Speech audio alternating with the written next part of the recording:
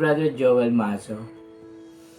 At ngayon ay nais kong i-share sa inyo yung series of sermons na ibinigay ni Pastor Epi Villaruel tungkol sa Daniel. At ngayon ay i-discuss natin yung unang-unang sermon sa series na iyon. Ito ay pinamagatan na 4 Empires and 2 Visions. At yung dinidiscuss dito ay yung Daniel chapter 8 verses 1 to 10. Nagsimula siya sa pagitan ng pagbibigay ng background. Sa Daniel chapter 2 na naginip si Nebuchadnezzar ng larawan ng isang lalaki na binubuo ng iba't ibang mga metal. Nagsimula sa ginto, pilak, tanso, bakal at sa pinakapaanan ay magkahalong bakal at putik. At itong image na ito ay propesiya tungkol sa mga kaharian na maghahari sa sanlibutan magmula sa panahon ni Daniel hanggang sa dulo ng panahon. At ito ay ibinigay ulit sa Daniel 7 at ngayon si Daniel na ang nagkaroon ng pangitain at yung mga metal sa Daniel 2 ay inilarawan ngayon bilang mga hayop. At yung mga hayop na ito, ganoon din ang ibig sabihin.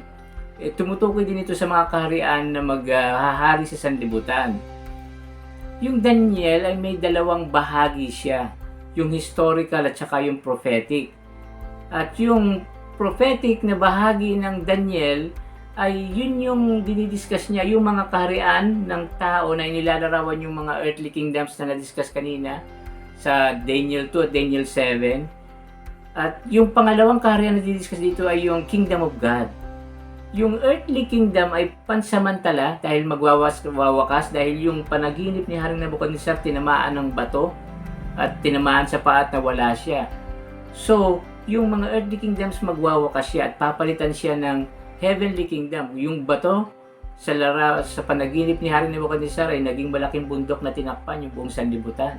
So, ibig sabihin, yung Kingdom of God, it will be eternal. So, yung dalawang kingdom na ito, earthly kingdom at saka Kingdom of God, yun yung dinidiscuss sa mga prophetic na bahagi ng aklat ng Daniel. After having that background, didiretso na tayo sa Daniel chapter 8. At yung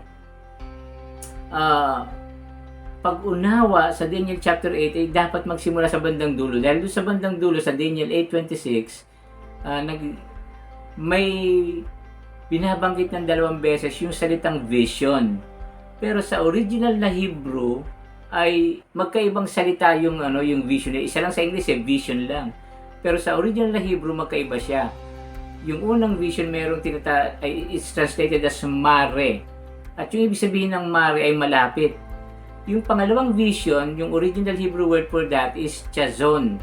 Yung chazon ay tumutukoy naman sa malaki at malayo. So yung mare, tumutukoy siya sa 490 years prophecy na dinidiscuss dito sa Daniel chapter 8. At yung chazon ay tumutukoy siya sa mas malaking, mas mahabang prophecy, yung 2,300 years prophecy. Yung dalawang prophecy na ito, isang package lang sila.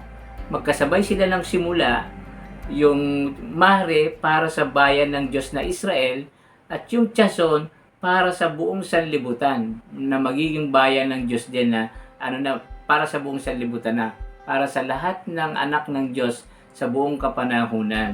Okay? So ngayon, dahil naunawaan na natin yung dalawang vision na ito, yung 490 years prophecy at yung 2,300 years prophecy, i-discuss na natin yung mga empires.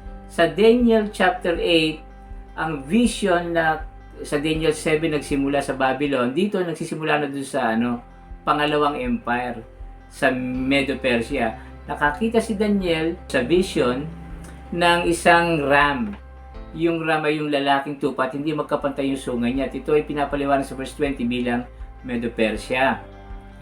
Yung pilak sa Daniel 2 at yung oso na merong hindi magkapantay na balikat sa Daniel 7. Dito sa Daniel 8 ay na siya? Ram. At siya ay naging, sabi doon, he became great. Ibig sabihin ng he became great, itinaas niya yung sarili niya, self-exaltation. Dahil sinakop niya yung mga kaharian. Sumakop siya sa west, sa north, at sa south. So dito, tinutukoy din ito yung tatlong ribs na nasa bibig sa Daniel 7, nung oso sa Daniel 7. Tinutukoy nito yung mga kaharian ng Egypt, na siya yung west, ng Lydia na siya yung north, at yung Babylon na siya yung south. Ano? At itong mga karne ito yung sinakop ng Medo-Persia. Pagkatapos ng ram, may sumunod na hayop, yung he-goat, yung lalaking kambing. At sabi doon, yung lalaking kambing ay sobrang bilis ng paglusob niya, hindi siya tumatama sa lupa. Nakaangat siya sa lupa. At tumutukoy yung kay Alexander the Great at yung kaharian niya yung Greece. Dahil sa loob lamang ng 10 years, ganun kabilis na nasakop ni Alexander yung halos buong mundo. At sabi doon, he waxed very great. Itinaas niya yung sarili niya na mas pataas pa kaysa doon sa Medo-Persia dahil dalawang kaharian ang sinakop ni Alexander the Great, yung Media at yung Persia nung tinalo niya yung Medo-Persia, no? Pero nilarawan doon na yung malaking sungay ng kambing na yun na naglalaraw kay Alexander the Great ay nabali. At yun ay tumutukoy sa kamatayan, sa maagang kamatayan ni Alexander, at may sumunod na 4 na sungay. Tumutukoy naman yun sa 4 na general ni Alexander na naghati-hati sa kaharian, sa empire na nasakop ni Alexander. Yun sina Cassander, Lysimachus, Seleucus, at saka si Ptolemy. Okay? Pagkatapos nung 4 na sungay na ito, may tumubong, nagsimula ay maliit na sungay at lumaki ng lumaki. At yung maliit na sungay na yan ay nagkaroon siya ng dalawang klaseng paglaki. Una horizontal, pagkatapos ay vertical. Ibig sabihin nun, nilusob niya yung mga bansa sa mundo at nilusob din niya yung laban sa Diyos. Yun yung vertical, At yung iba nagsasabi na yung little horn ay si Antiochus Epiphanes.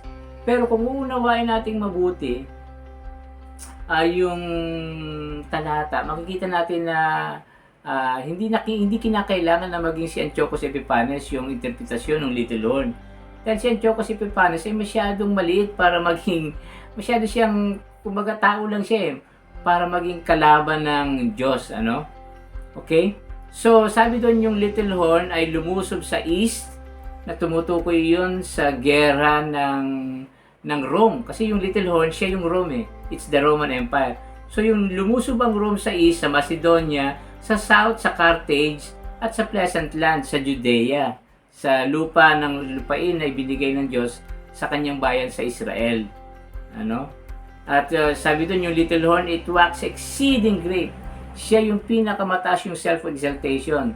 Kung nag-self-exalt yung Greece at yung Medo-Persia, mas lalo nag-self-exaltation yung Rome dahil yun nga, tumaas yung sungay papunta sa langit na nilabanan niya pati ang Diyos. Ginawa niya ito noong nilusob niya yung bayan ng Israel, pinersecute niya yung bayan ng Diyos.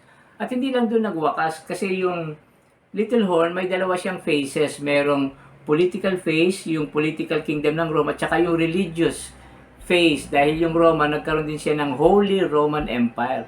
Kung saan yung naghahari doon ay hindi na isang emperor, kundi yung Pope na. So yun yung religious phase ng little horn. At dito, pinersecute din yung Christians ng Pope. At sabi pa doon, it made itself equal to the commander of the host. Yung pagpantay ng little horn doon, kasi yung commander of the host si Jesus Christ yun So yung pagsisikap na pantayan ng little horn si Kristo ay wala ring iba yung kundi yung pag-persecute niya sa bayan ng Diyos. Kasi si Kristo nasa langit So paano kaya malulusob ni Satanas ng little horn? Si Kristo na nasa langit. Si Kristo nasa langit pero yung katawan niya nasa lupa. Kaya nung nilusob ng little horn, nung pinersecute ng little horn yung church, he was also persecuting Christ. Yung prinsipyo niya yung binabanggit yun ni doon sa Acts chapter 9 verse 3 to 6, sabi ni Christ, "Why are you persecuting me, Paul?" Samantalang si Paul, pinipersecute niya yung church. So yung po, when the church is persecuted, it is Christ who is persecuted. Dahil ang iglesia, yung citizenship ng iglesia, hindi na dito sa lupa The citizenship of God's people is in heaven. Yun yung nasa Philippians 3.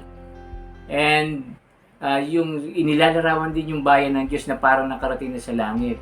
So, yun yung ginawa ng little horn. Yun yung paraan na nilusob niya ang Diyos, yung vertical, sa pamagitan ng paglusob sa bayan ng Diyos. Ngayon, nagko-conclude yung sermon sa pagbibigay ng physical and spiritual in Daniel chapter 1 verse 1 and 2. Yung paglusob ni Nebuchadnezzar sa Judah, yun yung physical. Pero ilustrasyon lang yun ng paglusob ni Satanas kay Kristo at sa kanyang bayan. Yun yung spiritual. Yung 70 years na pagkakaalipin ng Israel sa Babylon, yun ay physical, at tumutukoy sa spiritual na 1,260 years captivity of the church during the Dark Ages, dahil meron din 1,260 years prophecy. At yung pagkasira ng sanctuary at yung pagkuha ng mga vessels of the temple na dinidescribe sa verses 1 and 2, ay tumutukoy naman yun sa pagpasok ng mga false doctrine sa church, na dahil sa mga false doctrine na ito ay nasira yung ministry ni Christ in justifying His people through His death on the cross and His ministry as the heavenly high priest. So yun yung nasisira nung pagpasok ng mga false doctrine. At doon nagtatapos yung message na 4 empires and 2 visions on Daniel chapter 8 verses 1 to 10.